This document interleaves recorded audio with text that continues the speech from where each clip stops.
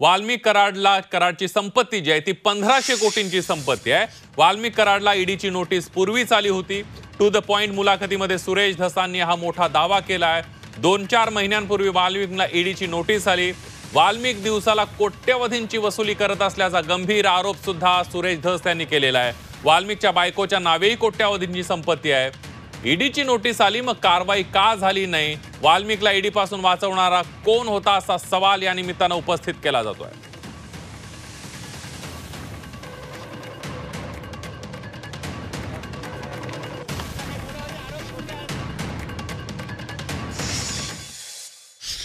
आणि मी आजच्या मुलाखतीत म्हणलो होतो की ईडीची याची चौकशी लावे, तर मला आता माहिती मिळाली की ईडीची ऑलरेडी नोटीस माननीय आका जे आहेत वाल्मिक कराड यांना ईडीची नोटीस गेलेली आहे। वाल्मिक कराडांना ईडीची नोटीस गेलेली आहे। आता आज तुमच्या मागणीत नाही, हे पूर्वी 2 महिने 4 महिने असं काहीतरी कालावधी असेल। प्रेमपत्र जे आहे ईडीचं ते त्यांना गेलेलं आहे, ही कन्फर्म माहिती मला आज मिळाली।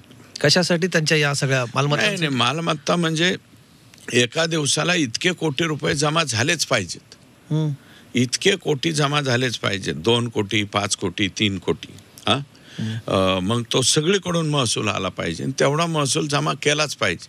अहो, त्यांच्या दुसऱ्या पत्नीच्या नावावर कुठं कुठं प्रॉपर्टी आहेत, आता गावांचे नावं यायला लागली, त्याचे सातबारे यायला लागले माझ्याकडं।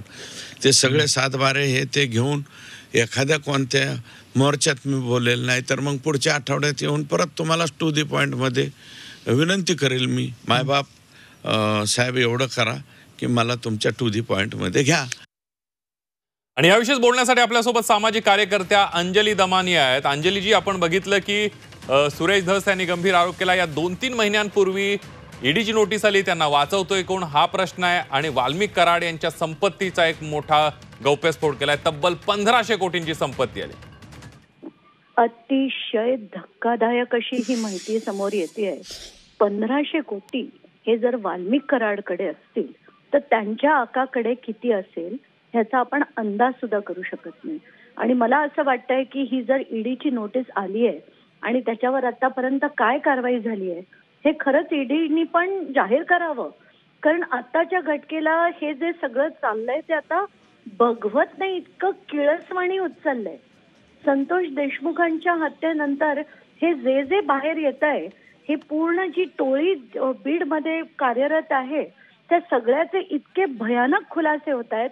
आत्ताच काही वेळापूर्वी मला दुपारी आज एक पत्र आलंय, गोपनीय पत्र आलंय, आणि त्याच्यात त्यांच्या बिअर बार्सची आणि दारूच्या दुकानाची माहिती आली आहे।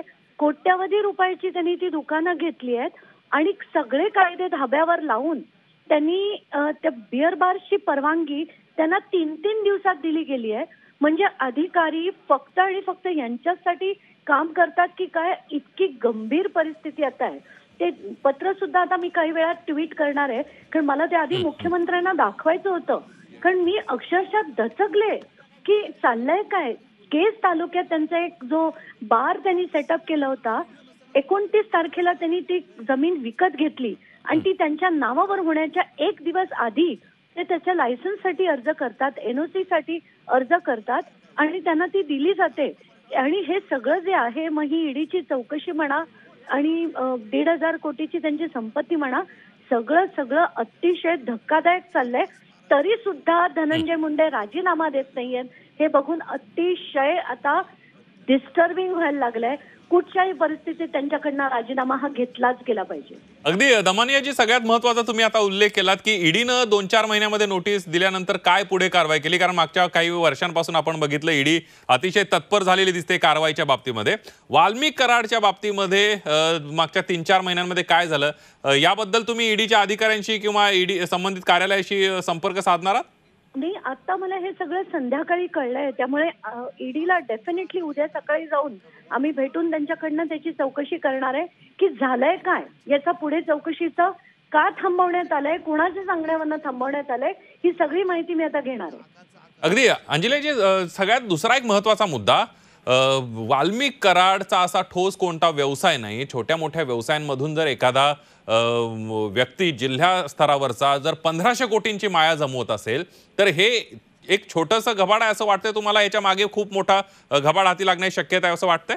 नाही, पण त्यांचा कुठला व्यवसाय नाही असं कसं म्हणू शकता तुम्ही?